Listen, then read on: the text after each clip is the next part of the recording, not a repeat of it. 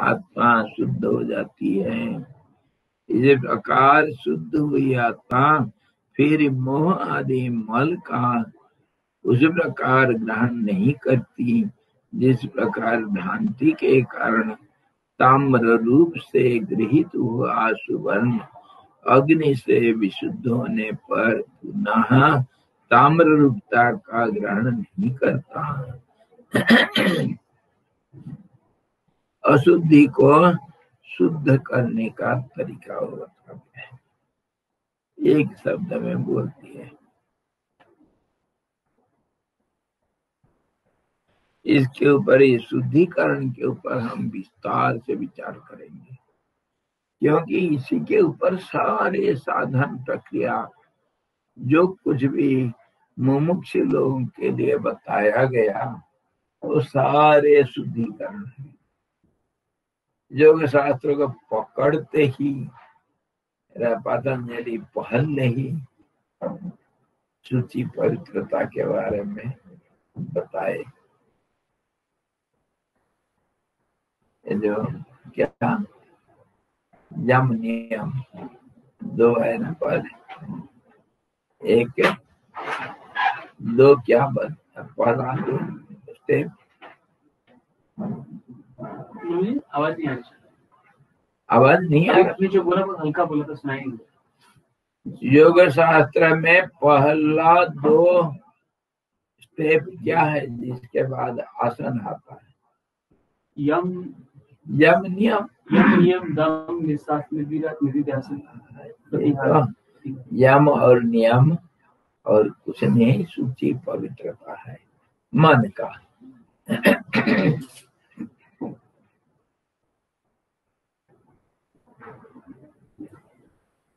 तो उसके बारे में हम विशेष बात चर्चा करेंगे।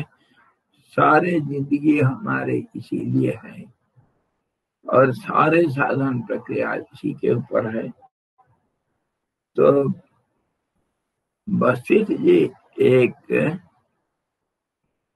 एक शब्द में सारे बता दिए। अगर तत्वज्ञान रूपी एक आलोक का कण आत्मा के ऊपर पड़ जाए तो वो शुद्ध हो जाएगा। आत्मज्ञान, तत्व ज्ञान रूपी आलोक का एक रेखा अगर आत्मा के ऊपर पड़ जाता है तो वो शुद्ध हो जाता है, यही कहे। फिर वो शुद्ध होने के बाद फिर अशुद्ध नहीं होगा, एक बार शुद्ध हो जाना से। हम व्यवहारिक दुनिया में देखते हैं जिसको हम शुद्ध कर लेते हैं तो फिर अशुद्ध हो जाता है। कपड़ा को हम धो लेते हैं, गंदा कपड़ा को, क्या हमेशा के लिए साफ हो गया? नहीं हुआ, 4-6 दिन में फिर गंदा हो जाता है। बार बार साफ करते रहो। हाथ को हम धोते हैं, क्या हमेशा हाथ साफ रहेगा? एक बार धो लेने से। पैर को धोते हैं, बार बार वो गंदा होता रहता है। इसीलिए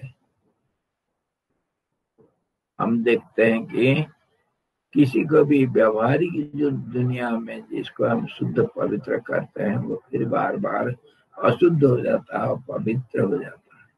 और लेकिन तत्वज्ञान का जो डिटर्जेंट है, तत्वज्ञान रूपी जो शुद्धिकरण प्रक्रिया, वो मतलब ज्ञान का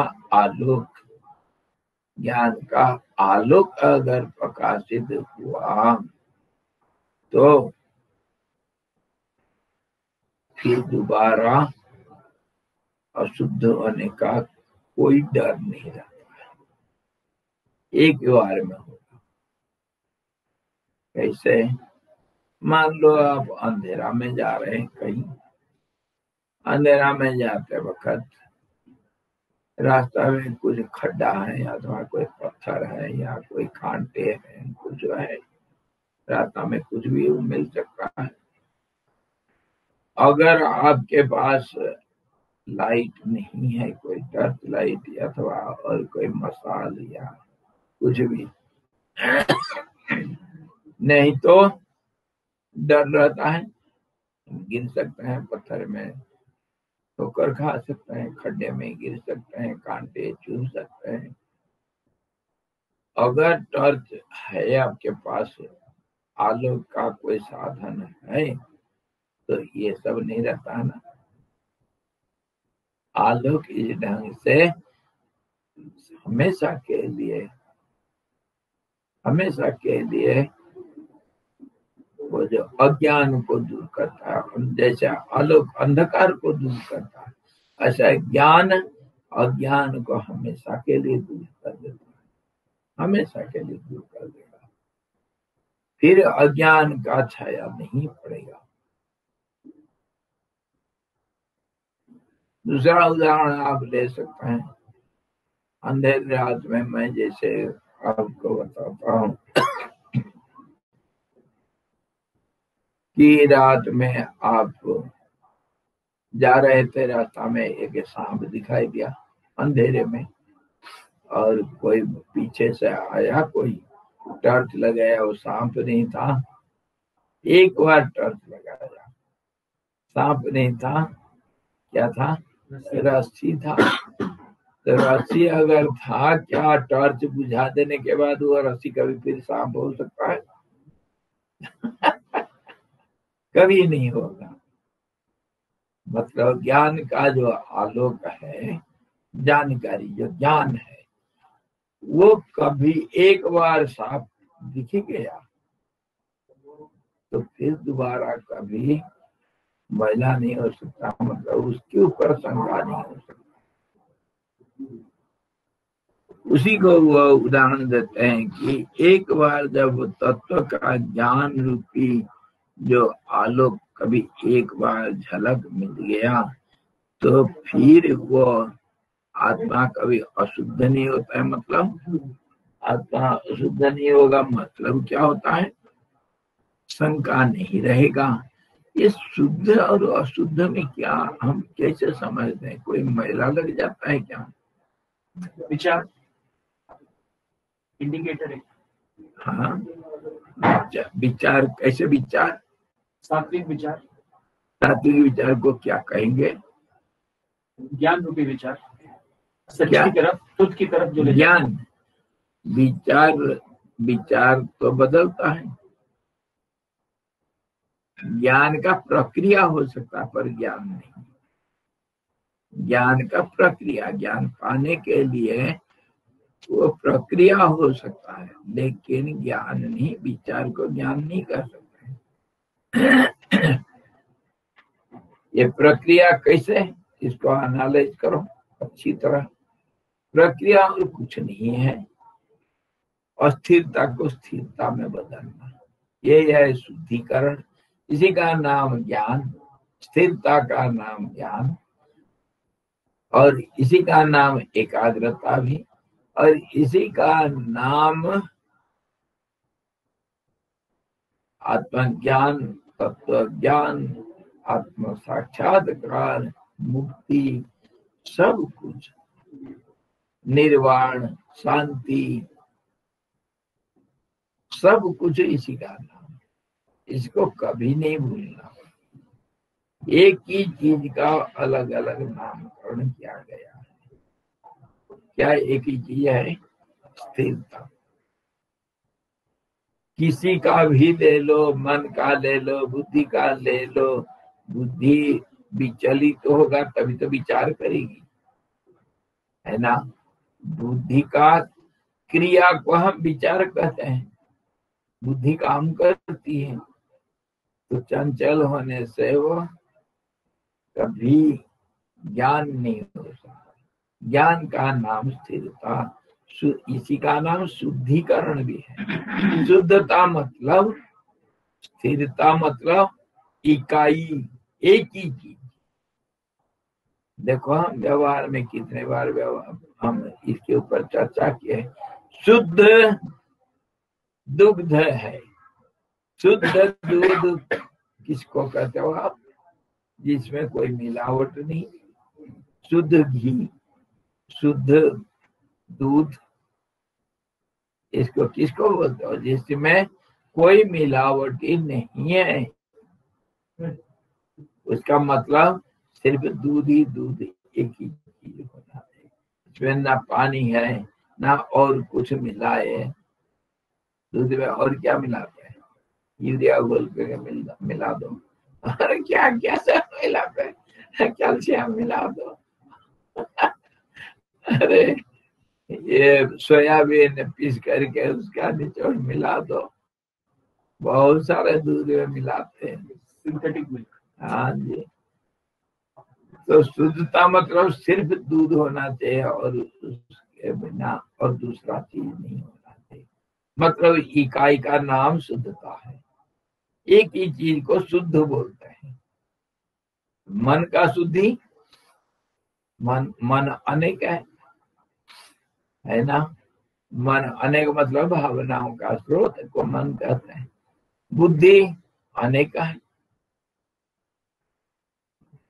जो विचारात्मक भावनाओं को बुद्धि कहते हैं। इसीलिए बुद्धि भी अनेकता में दिखाई देता है।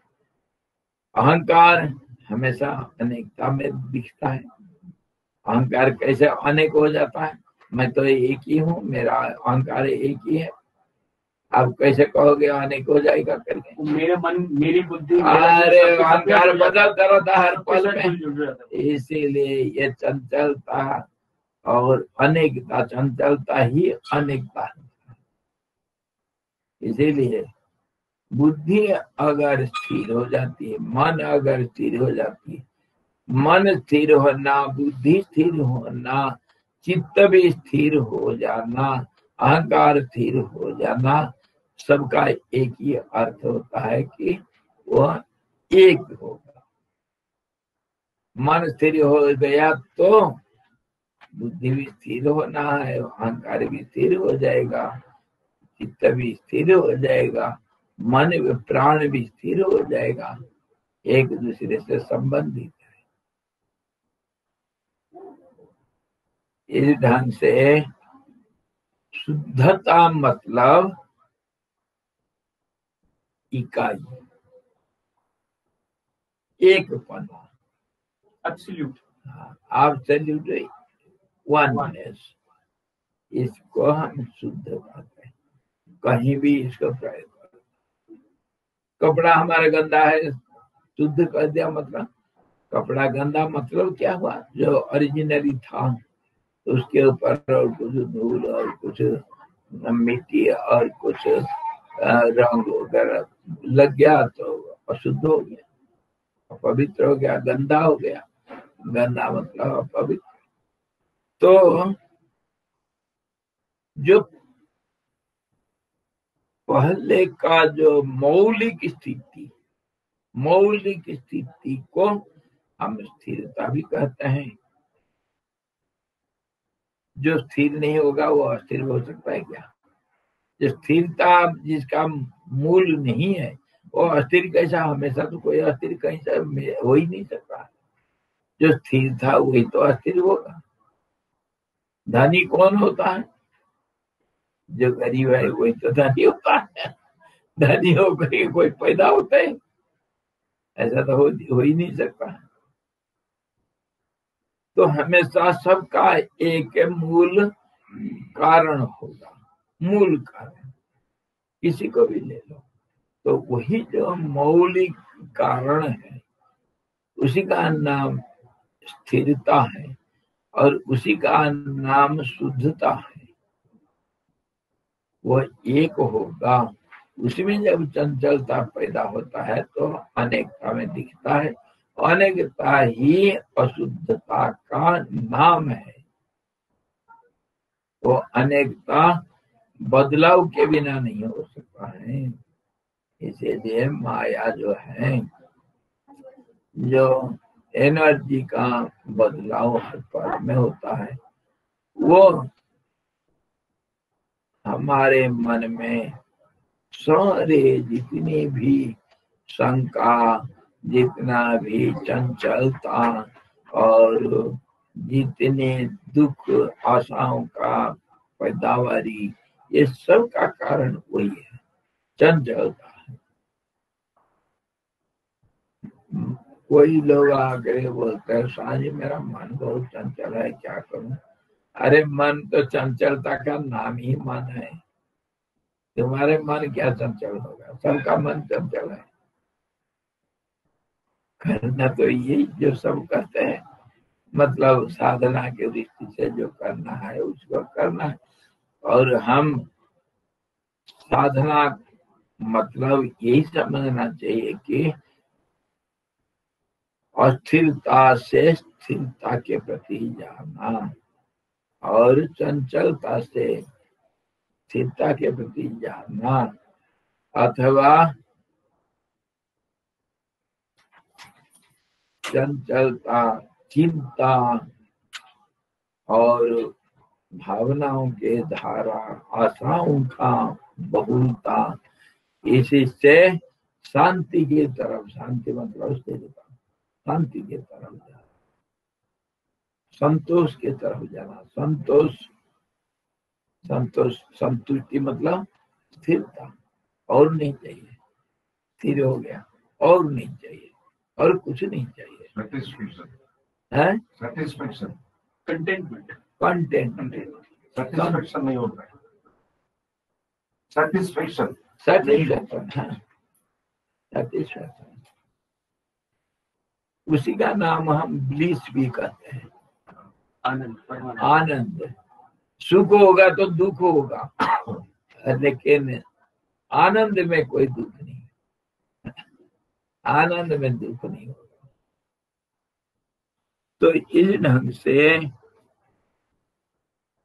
वो उदाहरण देते हैं, शुद्ध एक बार हो जाएगा तो फिर दोबारा आत्मा में अशुद्धि नहीं होती। जैसे आलोक एक बार प्रकाशित हो गया तो, आलोक मिल गया तो सारे अंधकार हमेशा के लिए दूर हो जाएगा। दोबारा अंधकार आने पर भी वो आलोक अपना काम करते रहेगा, अंधकार उसके ऊपर प्रभाव नहीं डाल सकता। जैसे अंधेरा में हम देख लिए एक बार तो फिर वो भूल नहीं सकते हैं। रस्सी है, सांप नहीं है, तो फिर डर कभी नहीं आएगा अंधेरा आने पर भी। इसी का नाम शुद्धिकरण है। और ये उदाहरण दूसरा वो दे रहे हैं कि जैसे सोना मैला हो गया, मैला हो गया सोना तो कैसे दिखेगा? तांबे के माफी दिखेगा, रंग बदल जाएगा। लेकिन उसको एक बार तपा देने से इंप्योरिटी निकल जाएगी। हाँ, और फिर सारे मैल दूर हो जाता है, वो हमेशा चमकते रहेगा। अगर उपयोग में नहीं आया, समझो क्या फिर मैल होगा तो मैल वही आएगा। अब शुद्ध और अशुद्ध को हम समझें और ज्ञान अज्ञान को समझें। अज्ञान मतलब अंधकार, ज्ञान मतलब आलोक, और ज्ञान मतलब स्पष्टता भी समझना चाहिए, क्लैरिटी, स्पष्टता। जो हमको दिखाई नहीं दे रहा था, है तो कुछ है, और ऐसी कुछ है करके हम देख रहे थे जिसमें स्पष्टता नहीं था।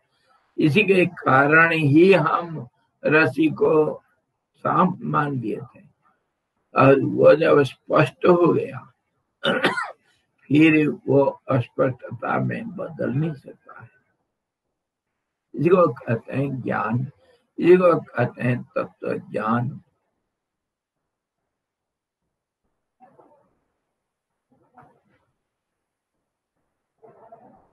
तो कहते हैं दर्शन मात्र से आत्मा की शुद्धि कैसे होती है भाई?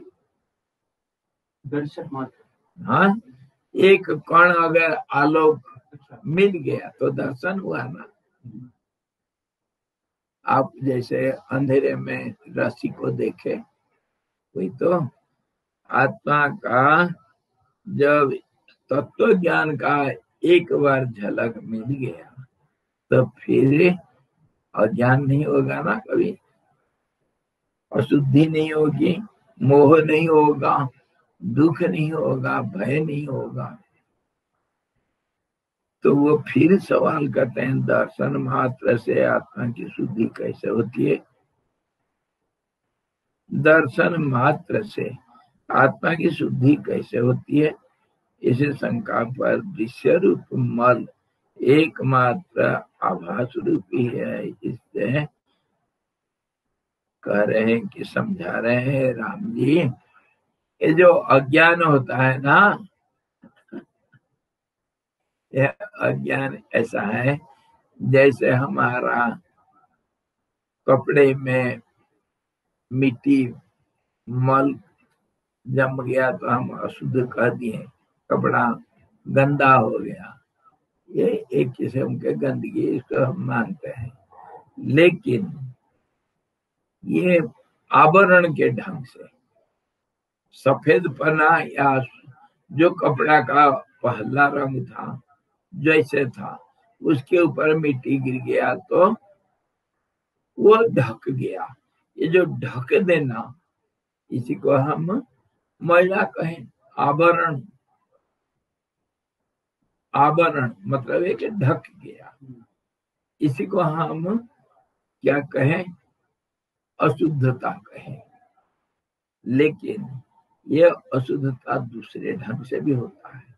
कैसे? अज्ञान एक अशुद्धता है तो वही ढक देता है, लेकिन ये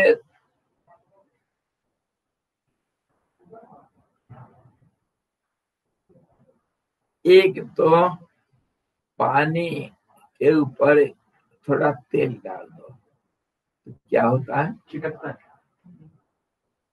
पूरा पानी के ऊपर तेल डाल, हाँ, तो ऊपर ही ऊपर रहता है, ऊपर फैल जाता है, जल का ऊपरी हिस्सा को ढक देता है। उसको थोड़ा ऐसा कर दो, मतलब तेल को हटा दो तो फिर वो थोड़ा देर के लिए हट जाएगा, फिर वो ढक देगा। लेकिन तेल में अगर पानी डल गया, तेल में हम पानी में तेल डाले थे, तेल में अगर पानी डाल दिया खराब हो गया, पानी ऊपर ही रहेगा, तेल में मिक्स नहीं होगा, मिलेगा नहीं, फिर भी थोड़ा तो ढकता है। उसको गर्म कर दो तेल को तो करके उड़ जाएगा, निकल जाएगा, पानी चढ़ जाएगा, तेल रह जाएगा, तेल रहेगा, पानी उड़ जाएगा, पानी फिर नहीं आएगा, फिर नहीं आएगा तेल को ढकने के लिए। पानी में अगर तेल पड़ गया तो गर्म कर दो, पानी उड़ जाएगा, तेल रहेगा, जो ओरिजिनलिटी वो रहेगा।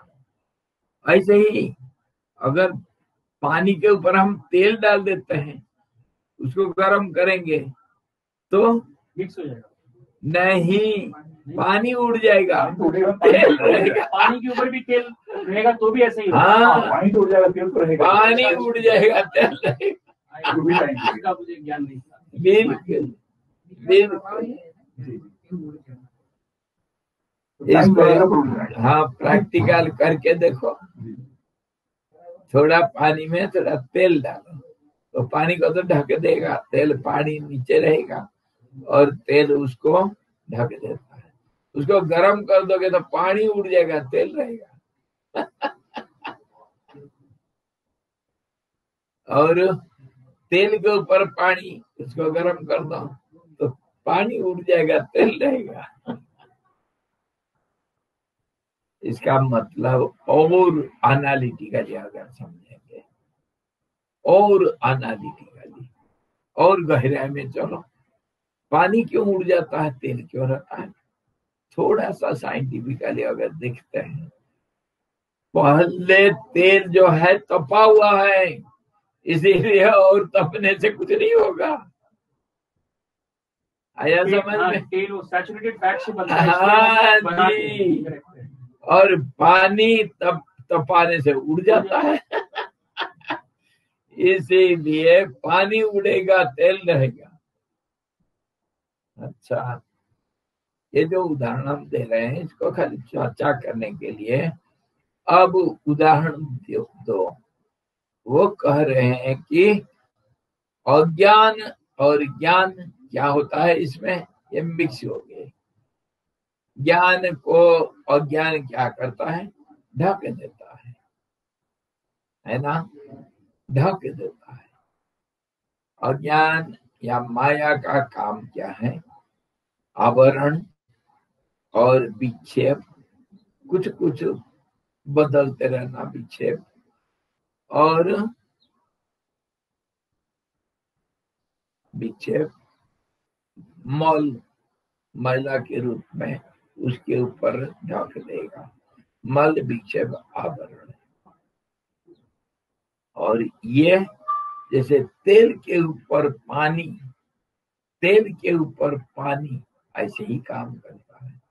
ये क्षणिक है, कमजोर है, कमजोर है, पहले से तपा नहीं है।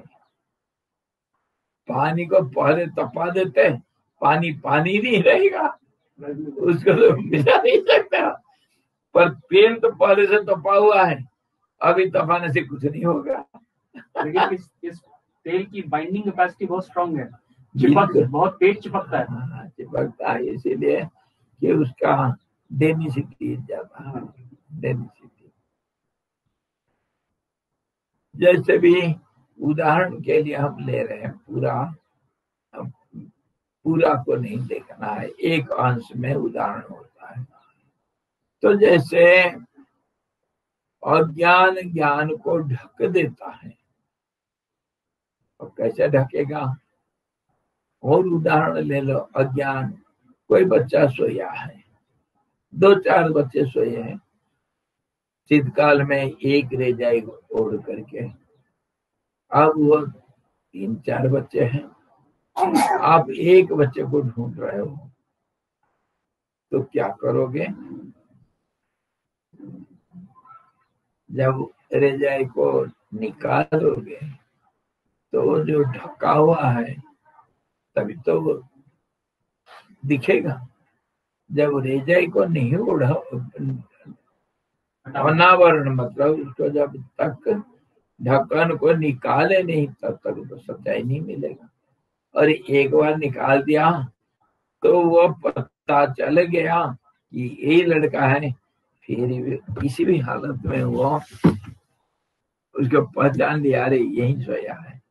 तो फिर कितने भी ढक्कन लगा दो, उसको पहचानने में कोई तकलीफ नहीं होता है। इसका नाम अज्ञान, ज्ञान को ढकना। अंधकार में जैसे हम उदाहरण दिए, जैसे एक बार आलोक आ गया तो फिर सांप कहाँ भाग गया पता नहीं, और रस्सी रस्सी रह जाएगा अंधकार दोबारा आने पर भी। इसी ढंग से वो कहते हैं कि अज्ञान जो है ज्ञान को ढक देता है। और हम दूसरा उदाहरण दिए थे, जो दीपक के चारों तरफ कांच है, कांच के चारों तरफ प्लास्टिक, ट्रांसपेरेंट सफेद प्लास्टिक लगा दिए, थोड़ा थिक प्लास्टिक फिर लगाए, फिर उसके ऊपर थोड़ा पीला प्लास्टिक लगाए ट्रांसपेरेंट, फिर थोड़ा और थिक लगाए, फिर थोड़ा काला प्लास्टिक लगा दिए, उसके ऊपर फिर लकड़ी से ढक दिया। तो लाइट बिल्कुल नहीं दिखेगा। और एक एक जैसे निकालते जाएंगे, थोड़ा थोड़ा आभास होगा। और जब सारे निकाल देते हैं, लाइट है, दीपक जल रहा है करके हम देख लेंगे। और उसके बाद कितने भी ढक दो, दीपक का ज्ञान कभी नहीं जाएगा। दीपक है, जल रहा है करके आप कितने भी ढक दो,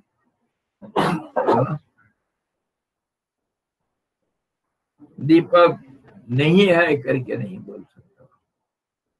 वही बात है, ज्ञान को जो अज्ञान ढकता है, और अज्ञान मतलब ज्ञान का अभाव। अज्ञान करके कोई चीज नहीं होता है जो ढक देगा। जैसे हम रेजा ऐसे बच्चे को ढके, ये उदाहरण अज्ञान और ज्ञान के लिए नहीं है। अज्ञान ज्ञान का लैक ऑफ, ज्ञान का अनुपस्थिति को बोलते हैं। ज्ञान को देख नहीं पाना अज्ञान है। अज्ञान करके कोई चीज नहीं है। जैसे मान लो मैं कहा कुचंद्रम, कुचंद्रम का कहानी आपको बोला था कि कुचंद्रम करके कोई चीज है, वो उसके बारे में कुछ मनगढ़ंत सब डाटा मैं दिया आपको, और आप कुछ नहीं समझ पाए। और जैसे गंड भैरव चिड़िया आसमान में रहता है और बड़ा हल्ला करता है, और आसमान में सब चिड़ियाओं को पकड़ के खाता है, वहीं घोंसला बना रखा है, और वहीं अंडा देता है, और वहीं बच्चा पैदा करता है, वही सब वंश वृद्धि करता है। वो कभी जमीन में कभी नहीं आया। तो इस ढंग से जैसे गंड भैरव जैसे है। और देखिए अरे यार वो छोड़ देते हैं।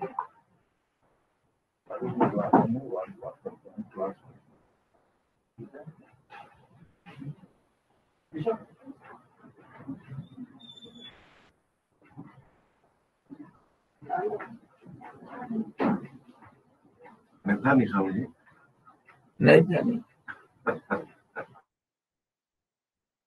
वो जाता है, उसको होश नहीं रहता ना। सभी दो नए स्कूल लेकर आप थोड़े लेकर स्कूल से स्कूल को मारा था, वो उंगली कर जाएगी, कुछ हो जाएगा। सच में कुछ कर स्कूल लेके एक स्कूल था, दूसरे स्कूल से उसको अथॉरिटी से ठोक रहा। मैं कहा मत कीजिए भाई साहब, अच्छा आप कहते हैं तो नहीं करता हूँ, क्या बड़े पेन से बोलो तो मार देता है, मना करो तो चिंता।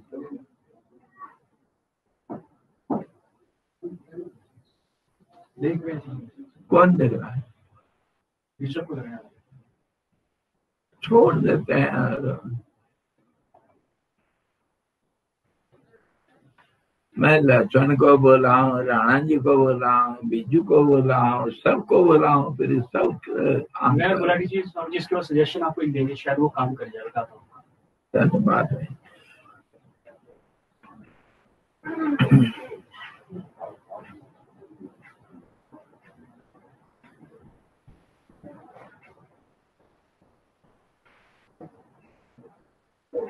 तो इसको है श्री रामचंद्र जी, जो दर्शन मात्र से आत्मा की शुद्धि कैसे होती जो पूछ रहे हो, इस शंका से वह बोलते हैं कि जो दृश्य जगत तुम देखते हो वो सिर्फ आभास मात्र है और ज्ञान रूप है, जो नहीं है उसको देख रहे हो।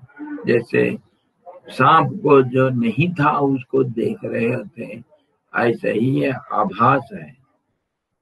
ये आभास का ज्ञान एक बार हो गया तो वो कभी नहीं दोबारा आपको तकलीफ दे सकता है। हे श्री रामचंद्र जी, ये तीनों जगत एकमात्र आभास स्वरूप ही है। वे न तो सद्रूप हैं और न असद्रूप ही हैं। इसीलिए तत्व ज्ञान ही आत्मातिरिक्त कल्पित पदार्थों की निवृत्ति है। तत्व ज्ञान कैसे? तत्व ज्ञान ही ये कल्पित पदार्थों की निवृत्ति है। इसको अच्छी तरह समझो। जो दुनिया दिखता है हमारे ऊपर सामने, ये अज्ञान है, इसी को अज्ञान कहते हैं।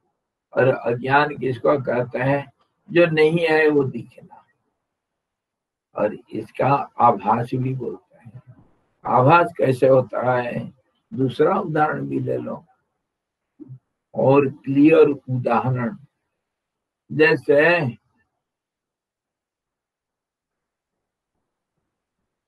रामू का पिताजी सर्वेश्वर, रामू लड़का, उसका पिताजी सर्वेश्वर, गांव का जो रामलीला होता है, रामलीला में वो राम का पाठ खेल रहा है, वो पूरा राम के माफी, अपना ड्रेस तो रख दिया है ड्रेसिंग रूम में, और वो गेरू कपड़ा पहन रखा है, धोती पहन रखा है, जबकि वो हमेशा फुल पैंट पहनता है। उसके साथ के जगह पर वो क्या वो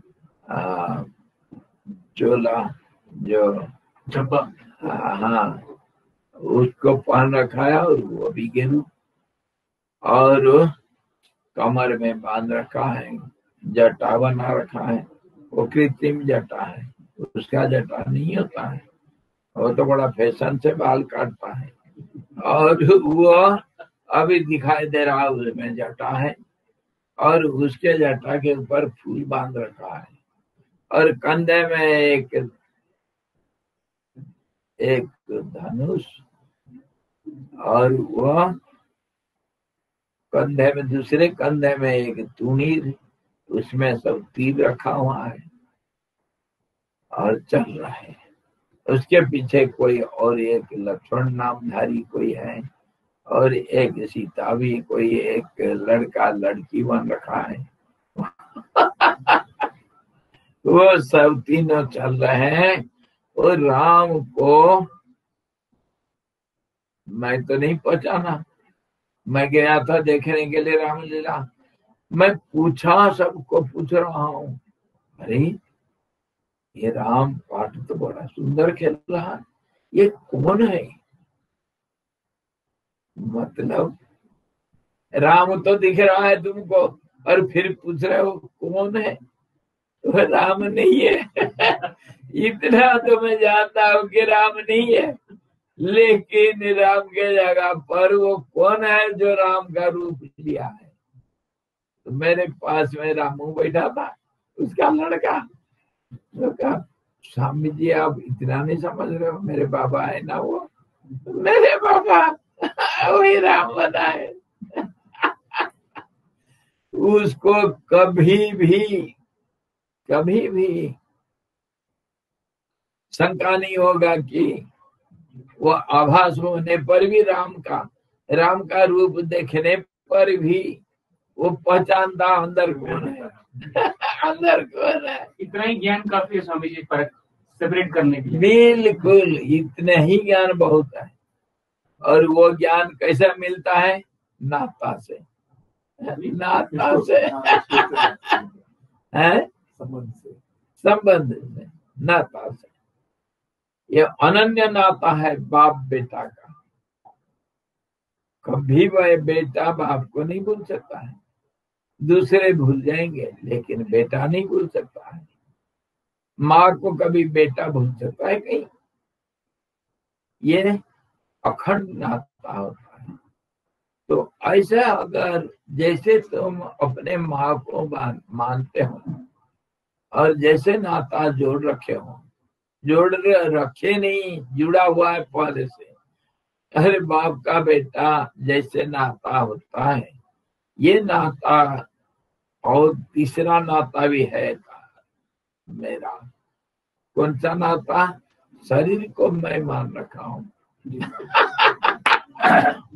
ये जो तीन नाता है, इसको अगर परमात्मा के साथ हो जाता, मैं ही परमात्मा हूँ, मैं ही, मेरा ही बाप परमात्मा है, तमेव माता च पिता तमेव, अगर दिन मान लेता तो फिर वो परमात्मा ये दृश्य जगत के रूप में, चित्र के रूप में, चाहे कितने बदले हुए आवे ड्रामा करने के लिए, फिर इसमें कोई शंका नहीं रह जाता। ये परमात्मा का स्वरूप है। अंदर तो कुछ है जो ऐसा दिख रहा है, नहीं कर सकते हैं। दृश्य जगत है कुछ, और ये दृश्य जगत जो है इसके अंदर कुछ ना कुछ चीज तो है जो नहीं दिख रहा। जैसे राम के अंदर कोई है जो मेरे को पता नहीं चल रहा, राम नहीं है वो, मैं जानता हूँ अच्छी तरह ये राम नहीं, पर जो भावुक होते हैं वो तो उसको आरती भी उतारते हैं, अरे पूजा करते हैं, माला पहनाते हैं, और उनको क्या क्या करते हैं, भेंट चढ़ाते हैं, क्या क्या करते हैं, पैर में पड़ते हैं। भाव तो उनके प्रति है ना, प्रभु के प्रति भाव है ना। वही तो मतलब जानते नहीं कि ये प्रभु नहीं है, मेरा बेटा है। असलियत को नहीं जानते हैं, इसीलिए नकली के प्रति भाव है, नकली के प्रति भाव है। वो तो राम है करके ऐसा हुआ।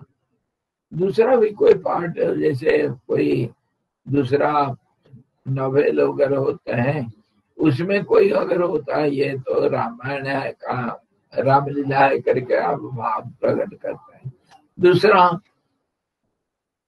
हमारे गोविंदा कौन एक्टर हमारे, तो गोविंदा जी वो कभी राजू का पाठ किए थे, गूंगा बन गया। अरे गोविंदा तो इतने सुंदर गाना गाते हैं और इतना सुंदर एक्टिंग, इतना सुंदर बात करते हैं, वो गूंगा बन गए, राजू बन गए।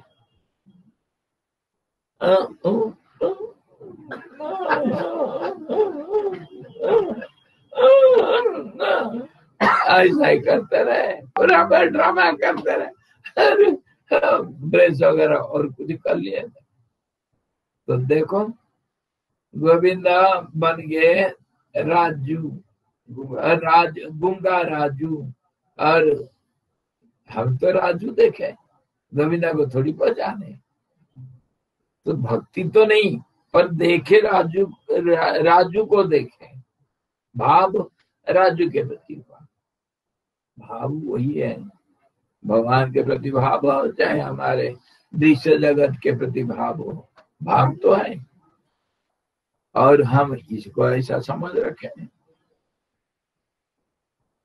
तो कहने का मतलब ये है, इसी को कहते हैं आभास। आभास मतलब जो नहीं है वो दिख रहा है, और उसी के प्रति हमारा भावना है।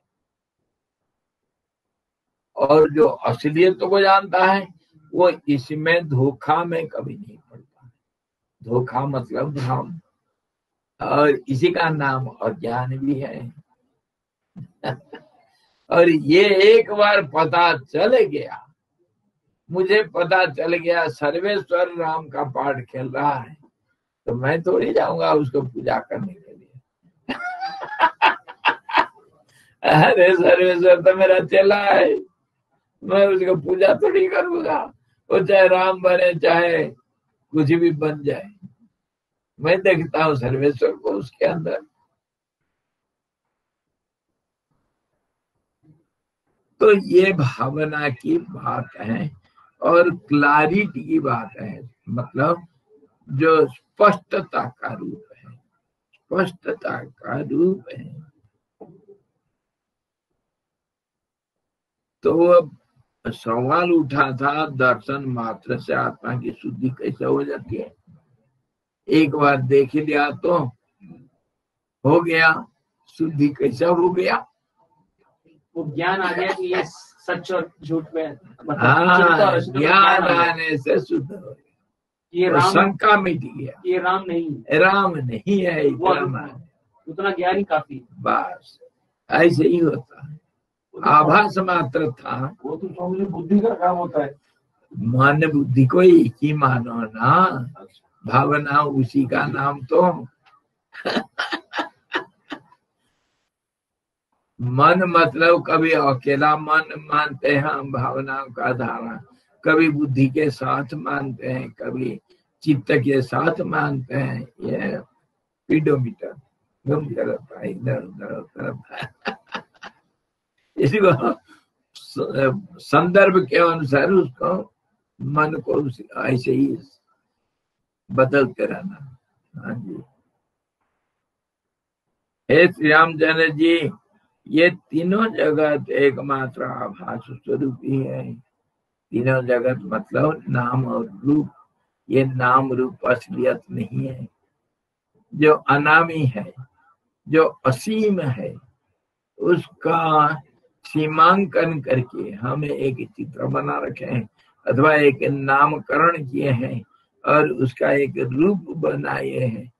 सीमित करके, सीमित करने के लिए रेखांकन करना पड़ता है और इसी से रूप और नाम का हम बनाए हैं अपने मन से। और इसी को कहते हैं दृश्य जगत। जो असीम को देख रहे हैं तो पीछे तो असीम है, लेकिन सीमित रूप से देखते हैं क्योंकि वो नहीं है ऐसा। हमारे मन ही सीमित है। क्यों सीमित हो गया?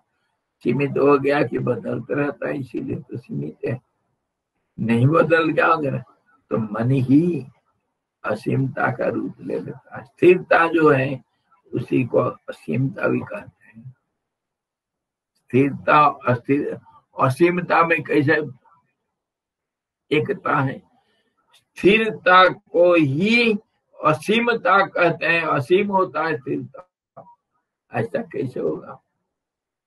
तो आपने एग्जाम्पल दिया था आकाश। हाँ, आकाश सबसे स्थिर है, लेकिन सबसे स्थिरता उसमें ज्यादा है। जितने सूक्ष्म, जितने स्थिर होंगे, जितने सूक्ष्म होंगे उतना विस्तार होगा, और जो सूक्ष्मतम होगा वो सर्वव्यापक होगा, वो असीम होगा। और हाँ परमेनेंट। हाँ, असीम हो जाएगा। इसीलिए असीम है। और उसको अस्थिर मान समझ नहीं पाएगा। जो हम लोग का हाल है। हाँ, जो स्थिरता को अस्थिरता समझ नहीं पाएगा। मैं उदाहरण दिया, रास्ता में माइलस्टोन है और तुम जा रहे हो कार में, तो माइलस्टोन पढ़ नहीं पाओगे।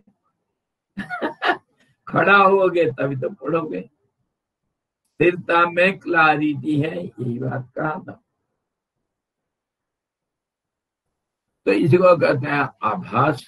जो नहीं है वो दिखना। वो कौन है दिख रहा है? जो नहीं है दिख रहा है, क्या है? वो है कुछ नहीं, राम नाम और रूप। उसको हम पूरा असीम को नहीं देख पाते हैं, इसीलिए सीमित देखते हैं। और वह सीमा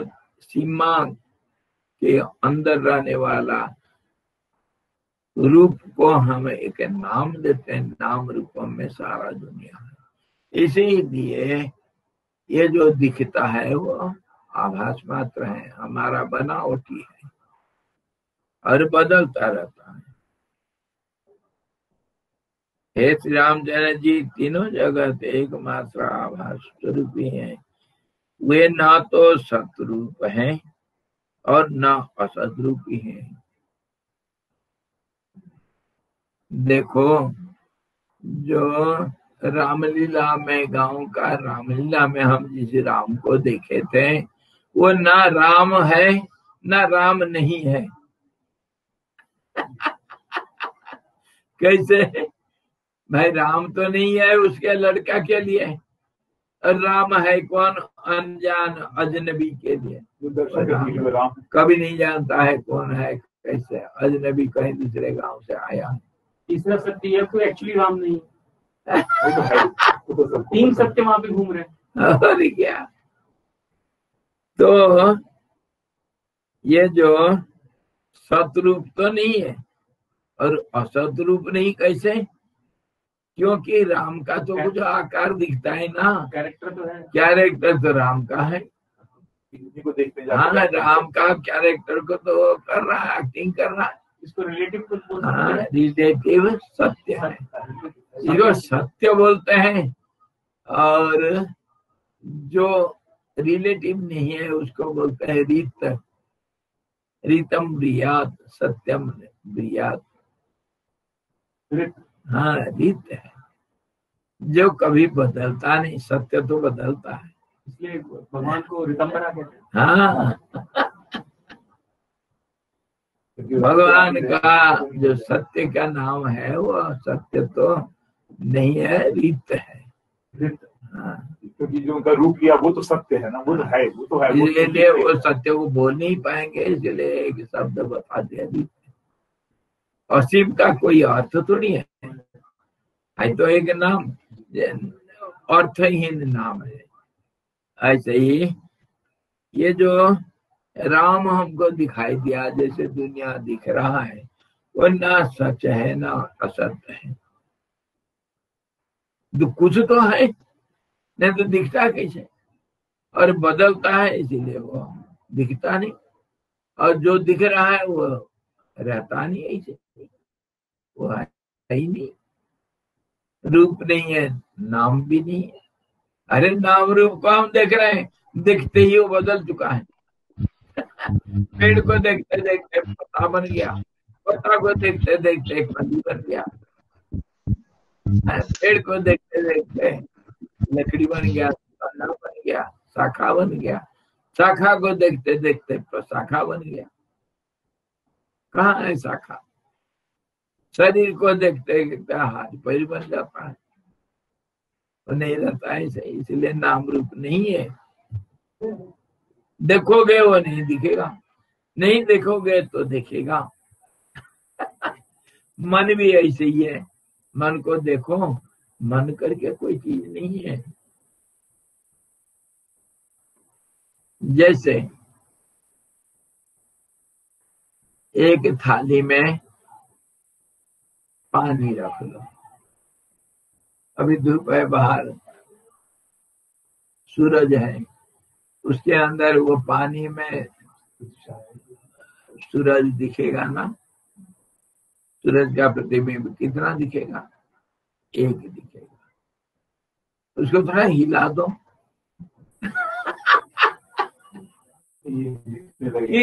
कितना दिखेगा? ये आसान, क्योंकि जितना ज्यादा हिलेगा स्वामी बढ़ता जाएगा। लेकिन है तो एक। अस्थिरता का नाम अनेकता है। इसी ढंग से प्रतिबिंब हिल जाएगा तो कितने है कोई ठिकाना नहीं, और स्थिर रहेगा तो एक ही है, और बिंब भी एक ही है। अस्थिर हो जाएगा, बिंब भी, सूरज भी कितने हैं हमको पता नहीं, जब अगर नहीं देखा है कोई, कितने पता नहीं कितना, क्योंकि प्रतिबिंब भी अनेक दिखता है। और इसके लिए हमेशा मैं उदाहरण देता हूँ, लेंस हाउस के अंदर जाओगे तो क्या देखोगे? अपने को, अपना प्रतिबिंब अनेक, और अनेक, एक के अंदर अनेक, अनेक के अंदर एक, सब कुछ दिखेगा। एक ही प्रतिबिंब सबके अंदर दिखेगा, और सबका प्रतिबिंब एक के अंदर दिखेगा। ऐसे ही वासुदेव होते हैं, सबको अपने अंदर रखते हैं और सबके अंदर भी बैठते हैं। जितने प्रतिबिंब हैं वो एक लेंस में भी दिखेगा, और एक का प्रतिबिंब सबके अंदर भी दिखेगा। इसी ढंग से भगवान सबके अंदर होते हुए एक है, एक होते हुए सबको धारण अंदर करते हैं। वासुदेव का अर्थ ऐसे ही होता है। तो ये जो नाम रूप दिखता है ये असत है, लेकिन असत भी नहीं है, सत्य भी नहीं है, क्योंकि दिखता है, इसलिए अनिर्वचनीय कहा। और एक शंका जनित है, शंका उठता है कि है या नहीं है। ये शंका जब तक है, इसका नाम अज्ञान है। हम स्थिर रूप से कुछ मान नहीं सकते हैं इसको। जब हम विचार करते हैं और ये दार्शनिक दृष्टिकोण से देखते हैं, विचार करते हैं, तब बात तो मानना पड़ता है। अरे भाई ये तो क्षण भंगुर है, हर पल में बदल जाता है, सुख दुख में बदल जाता है, दुख सुख में बदल जाता है। ये दुनिया में क्या हम विश्वास कर सकते हैं, लेकिन फिर भूल जाते हैं। तो इस ढंग से ये सत्य भी नहीं असत भी नहीं, देखने से नहीं दिखता है, नहीं देखने से दिख जाता है। इसलिए तत्व ज्ञान ही आत्मातिरिक्त कल्पित पदार्थों की निवृत्त है। इसके पीछे जो है वही सत्य है और वह ज्ञान स्वरूप है। उसके लिए मैं आपको बारंबार मैंने कर दिखाया हूँ। ये आप देखते हो, सफेद देखते हो या पीला देखते हो? पीला और सफेद का भी है थोड़ा बहुत। ऊपर पीला पीला भी देखते हो, सफेद भी देखते हो, पर है क्या चीज? सफेद है या पीला है? एक दृष्टिकोण से पीला है, दूसरे दृष्टिकोण से सफेद है। तो किसी को झूठ भी नहीं बोल सकते हो, किसी को सच भी नहीं बोल सकते, लेकिन इसके पीछे क्या है? इसके पहले चमकीला, वो तो अलग हो गया, इसके तो सिल्वर है। इसके पीछे जो कंटिन्यूअस है, जो अखंड है, ये अखंड। अखंड है, वो सत्य है। उसी को तुम देखते हो और नहीं देखते हो, इसीलिए वह पीला और सफेद के रूप में बारंबार बदलते रहता है, बदलता जाता। ऐसे ही दुनिया में सत्य तो और कुछ होता है, और ये जो असत्य है ये इसको हम हाँ नहीं कर सकते, नहीं कर सकते। दिखता है सफेद, फिर छिप जाता है, दिखता है फिर छिप जाता है। तो इसको दुनिया को किसी ने कहा, कोई philosopher, world is nothing but a hide and seek game. Hide and seek, hide and seek, लुका चोरी। दिखेगा नहीं दिखेगा, दिख जाता है नहीं दिख जाता है। तो इसका नाम अज्ञान। और ये अज्ञान का जब नाश हो जाएगा, पीछे का पर्दा दिख जाएगा साफ, सफेद पना दिख गया, तब फिर कोई शंका नहीं रहेगा, और फिर दुख नहीं रहेगा, शंका नहीं रहेगा। अज्ञान, इसी का नाम अज्ञान दूर हो जाएगा। फिर अनिर्वचनीय नहीं होगा, उसको बोल ही नहीं सकते हो। बुद्धि के परे वचन के परे हो जाएगा। और माया जो है उसको दोनों तरफ से हम बोल सकते हैं, हाँ है करके बोल सकते हैं, नहीं है करके भी बोल सकते हैं, दोनों बोलते हैं, इसलिए किसी का ठिकाना नहीं। लेकिन जब पीछे पर्दा जो सही है, सत्य जो है, वो है भी नहीं बोलेंगे, नहीं भी नहीं बोलेंगे, कुछ नहीं बोलेंगे। इसीलिए अनिर्वचनीय नहीं है, वो तो अनुभव गम्य है। जो झूठ है, बदलता रहता है, वही बोला नहीं जाता है, बोलने के अंदर होता हुआ भी नहीं बोला जाता है। कभी कुछ बोलते हैं, कभी कुछ बोलते हैं। और हमारे दैनंदिन जीवन में देखो, हम झूठ बोलते हैं। अरे आज तुम स्कूल गया था, बच्चे को पूछा स्कूल गया था ना, गया था, झूठ बोल दिया। गया था स्कूल के लिए, घर से निकला और जाकर के नदी के किनारे मछली पकड़ा। और कल बोलेगा अगर मार पड़ेगा, बोलेगा नहीं गया था स्कूल। अरे तू तो स्कूल घर से निकला था, गया था, कहाँ गया था? 2 डंडा मारो तब फिर पता चलेगा। नहीं तो स्कूल में जाकर के खबर लो, स्कूल में आया था क्या, क्लास टीचर उनके दोस्त लोगों को बोलो, तब फिर वो बोलेगा पता चलेगा कि वो स्कूल नहीं आया था। सच क्या है? लड़का तो है, लड़का स्कूल में नहीं है कोई बात नहीं, कहीं तो है ना।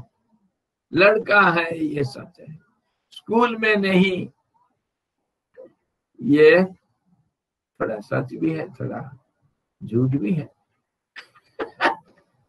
स्कूल में है तो नदी के किनारे नहीं, नदी के किनारे है तो स्कूल में नहीं, घर में से निकला इसीलिए स्कूल के लिए है नहीं, दोनों शंका उठ गया।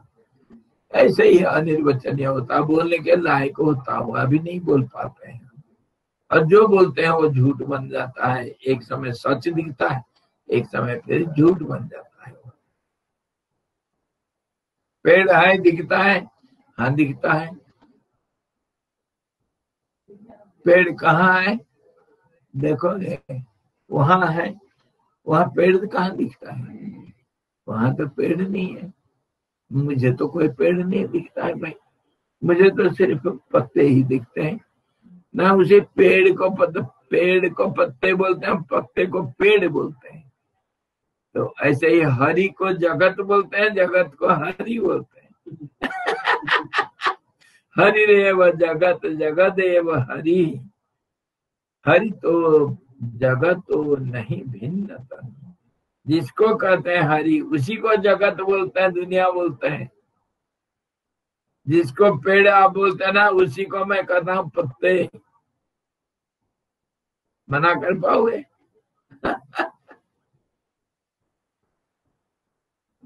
तो ना सच है ना झूठ है। और ये जब असलियत को हम समझ जाते हैं, अनुभव कर लेते हैं, जो बोला नहीं जाता है वो फिर ये कल्पना और जो शंकाएं, जो अज्ञान कहते हैं, भ्रम कहते हैं, ये सब मिट जाता है। इसी ढंग से वो कह रहे हैं कि देखते ही सारे भ्रम खत्म। देखते ही कैसे हो जाएगा भ्रम खत्म? ऐसे ही होता है, होता ही है। अगर सर्वेश्वर का कपड़ा उतार के फेंक दूंगा मैं, तो सर्वेश्वर तो रहेगा ना। कपड़ा ढक दिया था इसलिए मैं राम जी मान लिया था। कपड़ा से राम जी हुआ या मेकअप से? और मेकअप को निकाल के फेंक दूंगा तो सर्वेश्वर है, नित्य है, अखंड है, कंटिन्यूअस है।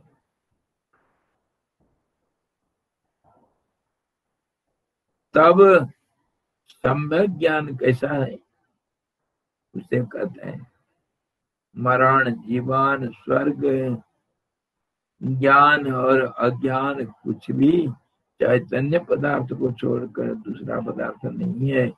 इसलिए चिन्मात्र परिशेष ही तत्व ज्ञान बोलते हैं। ये सम्यक ज्ञान किसको बोलते हैं? सच्चा ज्ञान। सच्चा ज्ञान क्या होता है और झूठा ज्ञान क्या होता है? मैं इसको कितने बार आपको समझाया।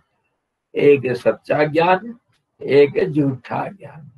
अभी बताएं सत्य और रीत। जो हमारे पास जो ज्ञान है वो झूठा ज्ञान। झूठा ज्ञान का क्या होता है? बदलाव होता है, बदल जाता है। बदलना मतलब बढ़ोतरी, पुराना ज्ञान तो नाकाम हो जाता है और नया ज्ञान को हम स्वीकार कर लेते हैं। अतीत का गया और भविष्य आया। जैसे ये वर्धनशीलता नहीं बोल सकते, वर्धनशीलता नहीं बोल सकते। क्यों नहीं?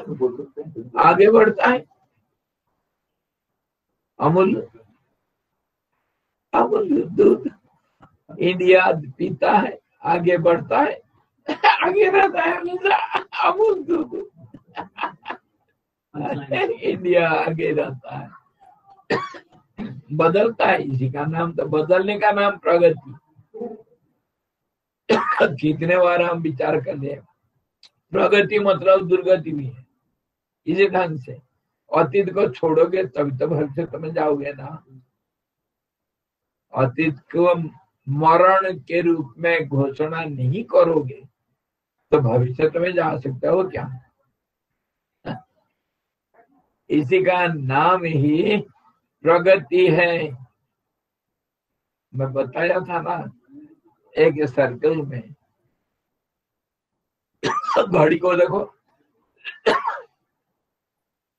12 बज गया, उसके बाद 1 बजा। 1 बजा तो क्या हुआ? घड़ी क्या सुई है, आगे बढ़ाना, जो प्रगति कहोगे या नहीं? आगे बढ़ा मतलब 1 के पास तो पहुंचा, पर 12 को छोड़ दिया, तो दुर्गति हुई नहीं। अगर 1 से देखेंगे तो दुर्गति है, 1 से देखेंगे तो दुर्गति, 12 से देखेंगे तो प्रगति। प्रगति को दुर्गति। एक कोई पहाड़ चढ़ रहा है, पहाड़ चढ़ा, 1000 फुट चढ़ गया जी, 5000 फीट का पहाड़ है, उसमें 1000 फुट चढ़ गया जी, क्या बोलोगे? 1000 फुट चढ़ गया ना। 1000 फुट जब चढ़ गया, क्या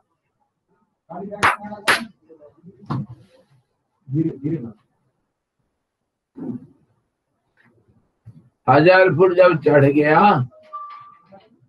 तो क्या हुआ? 1000 फुट नीचे देखेगा या नहीं? एक खड्डा बना दिया 1000 फुट का, 1000 फुट का ऊंचाई में पहुंचा जब, उसी का नाम है 1000 फुट खड्डा भी बना दिया हुआ। आपने क्लासिक एग्जांपल दिया था स्वामी, 70% पास तो 30% फेल। बिल्कुल, जब पास हुआ, 60% पास कैसे हुआ? 100% रखा गया। 80% रख करके डिस्टिंक्शन लिया। अच्छा, 20% तो फेल तो हुआ ना, नहीं हुआ? तो फिर कैसे कहोगे पास हो गया? मैं इसको बताया, एक बार मेरे को कोई प्राइवेट स्कूल में बुलाए थे, स्वामी जी आप आना, हमारा एनुअल फंक्शन में हमको जो प्राइज डिस्ट्रीब्यूशन करेंगे आपके हाथ से कराएंगे, 500 बच्चे हैं। मैं गया, रात को शाम को किए थे, सब अभिभावक लोग भी आए थे, बच्चे लोग भी आए थे। उसके बाद मेरे को बैठा दिए, बड़ा माला मुला पहना दिए, बैठा दिए। सोचे स्वामी जी हमारे पट गए।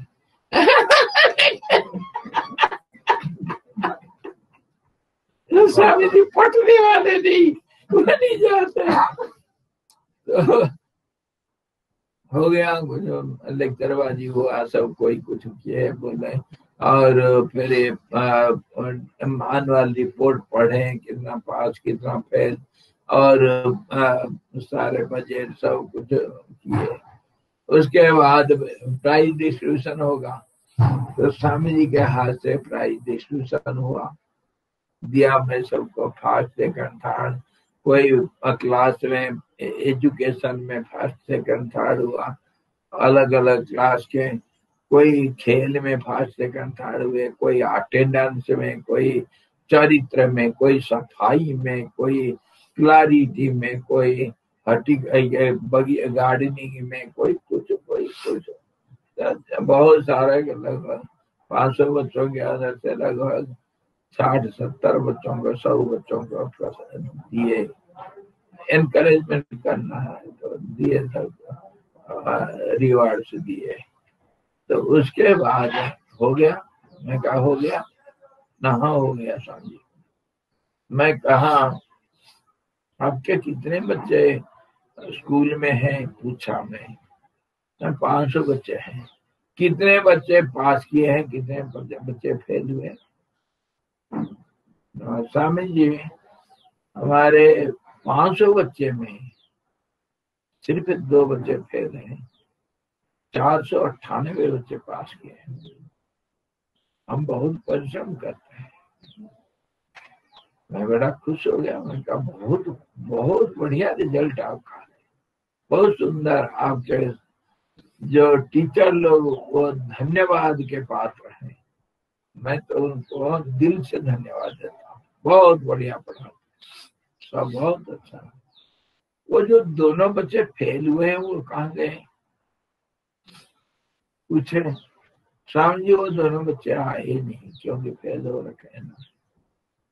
अच्छा, मैं कहा उनके अभिभावक आए होंगे, गार्डियंस आए हैं? हाथ उठाया, हाँ स्वामी जी हम लोग आए हैं। कहा इधर आ जाओ, पेंडाल के ऊपर आ गए। मैंने कहा इन दोनों को बच्चों के लिए इनाम दो। मैं निकाला अपने जेब से 500 रुपया।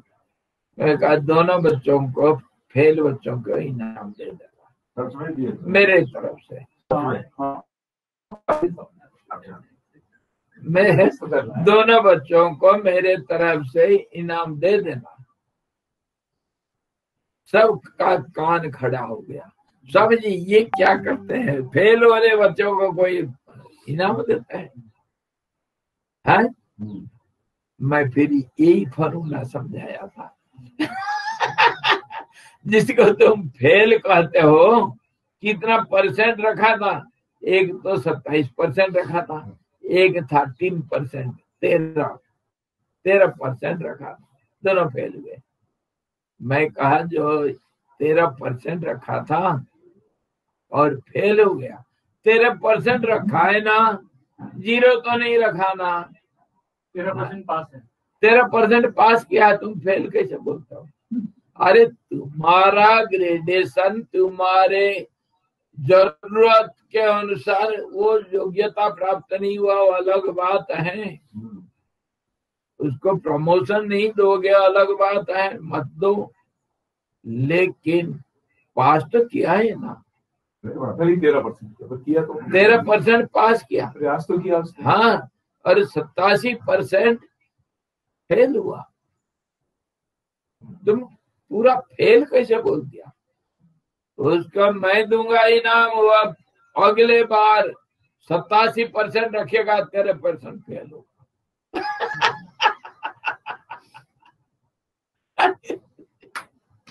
पिताजी लोग, गार्डियन लोग बड़े खुश होकर के लेकर गए और बाद में पूछा बहुत अच्छा पढ़े थे बच्चे लोग। और मैं जब ट्यूशन करता था बच्चों को ना, जो गद्धों को जो 2-2 साल 3-3 साल फेल होते हैं क्लास में, उन्हीं को हाँ जी, उन्हीं को पढ़ाता था। आजकल तो मेरे पास टाइम नहीं, इसलिए नहीं पढ़ा सकता।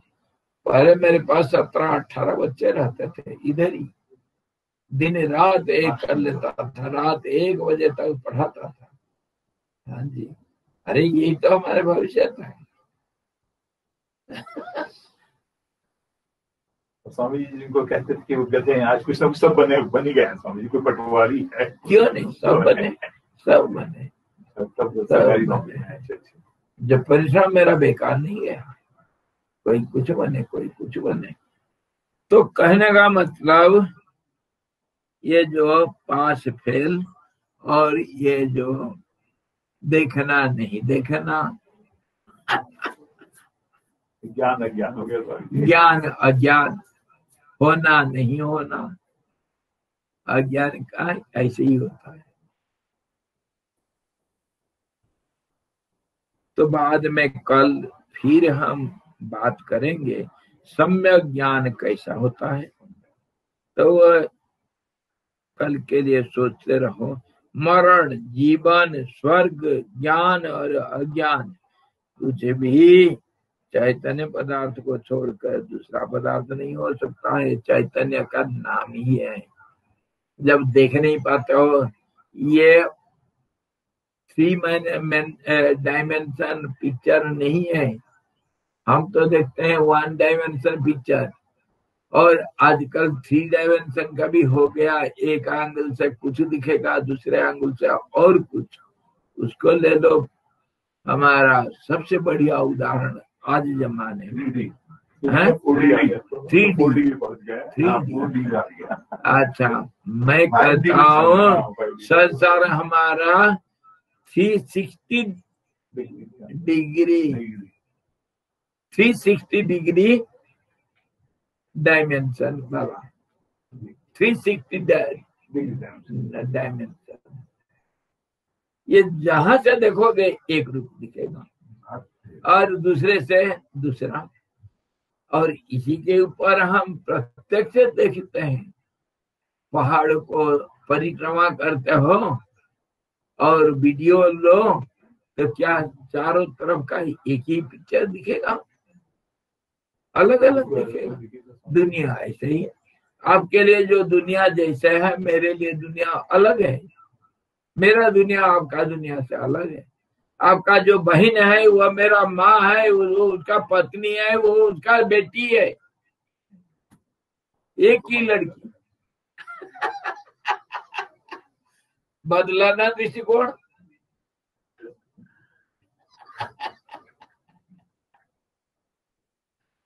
अरे मैं किसके लिए स्वामी जी हूं तो किसी का ग्राहक हूं तो किसी का दोस्त हूं तो किसी का टीचर हूं तो किसी का डॉक्टर हूं। जो भी आते स्वामी संदर्भ देते जो हैं दूसरे का। जैसे आता है वो ऐसा मेरे को दिखता है। तो दुनिया कैसे है, आप कैसे बोलोगे? जो दिखता है बदल जाता है। तो इसी को कहते हैं अलग अलग दृष्टिकोण से। कोई मरण के रूप में दुनिया को देखा, कोई दुनिया को मतलब सत्य को। सत्य में कहीं मरण होता है क्या? लेकिन हम तो इसी को सच मानते हैं। बोलते तो यही मृत्यु ही एक सच है जिसको टाल नहीं सकते हो। यही तो बोला जाता है ना, मृत्यु को कोई नहीं टाल सकता है, तो सच हुआ ना। मृत्यु को सच के रूप में देखते हैं, जीवन को सच के रूप में देखते हैं, स्वर्ग को सच के रूप में देखते हैं। ज्ञान और अज्ञान ये सब एक चेतन का नाम ही है। क्यों? इसको तुम समझते हो, जानते हो ना। मृत्यु ये जानकारी जो है, जो चेतन, जो अवेयरनेस, जिसको तुम मानते हो कि हाँ मृत्यु हुआ। कौन माना? कौन मानेगा? चेतन। आंख थोड़ी मानेगा। आंख तो प्राण को देखा जाते हुए। हाँ, इतना आंख देखता है कि शरीर कुछ काम नहीं कर पा रहा, इतना ही देखेगा। कान देखता है क्या? कोई नहीं। चेतन जो समझ है, अंदर का जो समझ है चेतन, वही कहता है कि मर गया, तो वही कहता है स्वर्ग गया, वही कहता है मैं नरक में गया, वही कहता है कि अभी अंधेरा हो गया, वही कहता है कि अभी दिन हो गया। कौन कहेगा? चेतन ही कहता है। और ये चेतन का नाम सारे है। नाम जितने रूप, ये पहाड़ों में पल पल में आया सुना ज्ञान, भरा हुआ ज्ञान। ये मिट्टी बोलता है, मिट्टी बोलता है। जैसे अखिल क्या नाम, यादव, अखिलेश यादव जैसे कहता है काम बोलेगा। काम बोलेगा। तो मैं कहता मिट्टी बोलता है, हवा बोलता है, क्या बोलता है?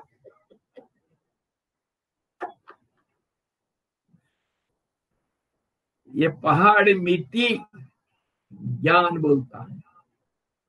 पहाड़ गंगा किनारा हिमालय, ये मिट्टी ही देवभूमि है। भूमि बोलता है। क्या बोला? मैं कहा किसी बुढ़ा को पूछा, अरे भगवान कैसे भगत कुछ भजन साधन करते हो क्या? तो कहता है भगवान का भजन साधन क्या करना, भगवान को किसी ने देखा। मैं कहा तुम नहीं देखा इसलिए नहीं करोगे, ना देखा क्यों नहीं, देखा पर नहीं दिखता है, ये बोलते हैं। अच्छा तू कैसे देखा रे भगवान को? अरे जो अंदर बैठा ना बोलता है जो, वही तो भगवान है। बाचो विभांति निखिला जदनुग्रहेण। वेद का सार को एक देहाती गंवार बताता है। कहता है जो अंदर बैठा बोलता है वही तो भगवान है। देखना क्या, मेरे को पाठ पढ़ाया, मैंने कोई उत्तर नहीं दिया, मैं सोचते रह गया। देखो कितना सच बोला। और एक बुढ़ा को पूछे, गया था मेला देखने के लिए। इधर वार्षिक मेला होता है शीतकाल में, मकर संक्रांति को उत्तरकाशी टाउन में। वो बुढ़ा गया था, बहुत पहले की बात। वो बुढ़ा गया था देखने के लिए मेला, और जब वापस आया मैं पूछा, अरे बुढ़ा गंगा सिंह मेला देख लिया ना? हाँ गुरु है, देख लिया। मैं कहा क्या देखा मेला में? तो बड़ा मुंह को सुखा करके गंभीरता के साथ बोलता है, बुढ़ा था, बोलता है गंभीरता के साथ, गुरु भाई क्या देखना मेला, ये दुनिया एक मेला है, क्या देखना। मेरा अपना मुंह थोड़ा धोधा करके गया था, थोड़ा साफ सफाई करके तेल लगा करके और सबको दिखा दिया, और सब ऐसे साफ सफाई हो करके मेकअप करके सब आए थे। उनका मुंह देख लिया, एक धक्का मार दिया, एक धक्का खा लिया, हो गया मेला। मेला मतलब मिल रहा। कितना बड़ा फिलोसोफर बताओ तो। मैं सिर में हाथ रख करके बैठ गया, सोचते रहा। देखो कैसे दृष्टिकोण उसका। मेला देखने के लिए गया, तो देख करके आया। मैं पूछा मेला देखा? हाँ देखा। क्या देखा?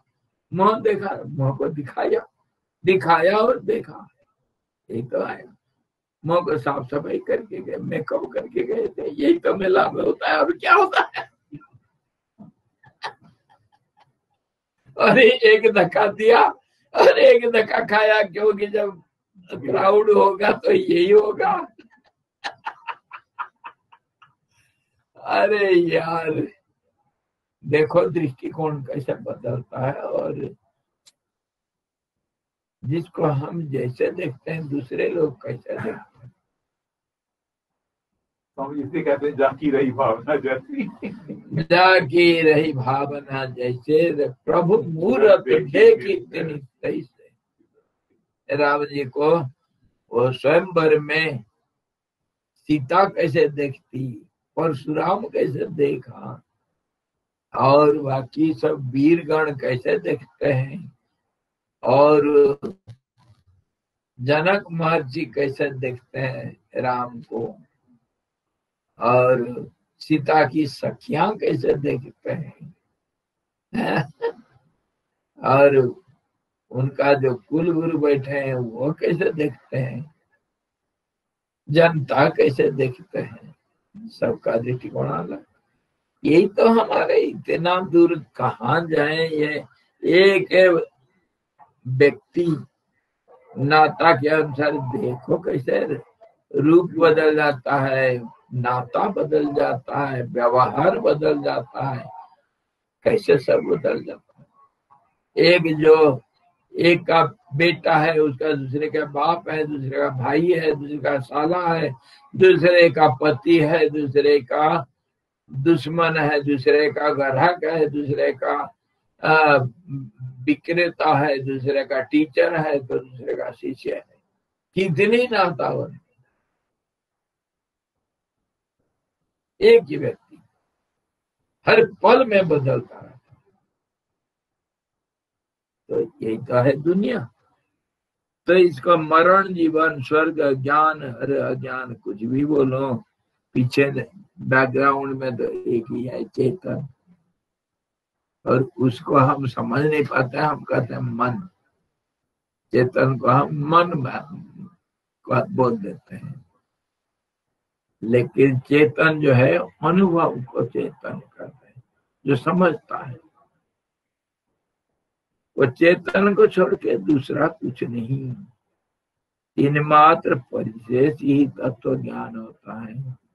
ये परिशेष, अवशिष्ट, नेति नेति, अस्ति अस्ति, ये सारा पॉजिटिव हुए, नेगेटिव हुए, कैसा सब, इसको कल विचार करेंगे। आज आप याद नहीं किए, चलो कल फिर विचार करते हैं।